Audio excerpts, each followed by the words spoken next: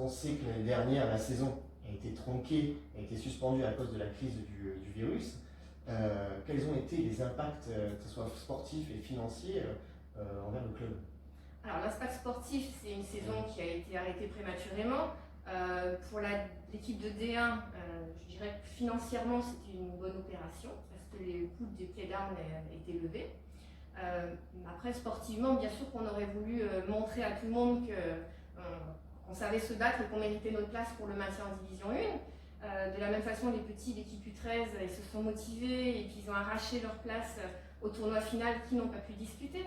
Donc voilà, il y a des petites frustrations comme ça. Après, c'est rien à côté des problèmes de santé et puis de ce côté un petit peu angoissant qu'il y avait. Donc au sein du club, on n'a pas été touché, on va dire, par cette maladie, enfin par ce virus-là. On n'a pas de personnes qui ont été touchées, donc on peut s'en réjouir. Voilà, c'est quand même le principal. Et après, on se retrouve dans une situation paradoxale où en fait, on a tout d'un coup beaucoup de temps, mais en fait, on a trop d'inconnus pour pouvoir préparer, anticiper plein de choses. En fait, il y a un manque de visibilité totale sur la reprise de la saison. Est-ce que des joueurs étrangers vont pouvoir venir et dans quelles conditions? Est-ce qu'on va être capable d'accueillir du public et à quelle jauge? Est-ce qu'on va perdre des bénévoles dans cette histoire? Est-ce que les jeunes pratiquants vont pouvoir reprendre? Est-ce que les familles n'ont pas été impactées, même financièrement? Parce que le hockey sur glace, c'est quand même un sport qui est cher. Donc voilà, on a beaucoup d'inconnus et on a du temps, mais finalement on n'arrive pas à préparer quoi que ce soit parce que on est trop dans le brouillard. Et puis la grosse inquiétude encore qui s'ajoute, c'est effectivement nos partenaires. Est-ce que économiquement ils vont pouvoir être là pour nous comme ils l'ont dit jusqu'à présent?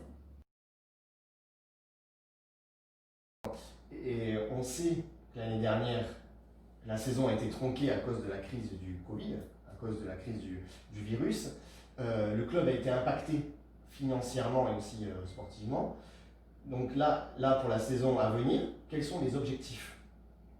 Alors, les objectifs, le premier objectif pour moi cette année, se maintenir en division 1, rester en division 1. Après, on verra parce que les équipes qui vont être en face de nous, pour l'instant, les équipes n'ont pas fini le recrutement.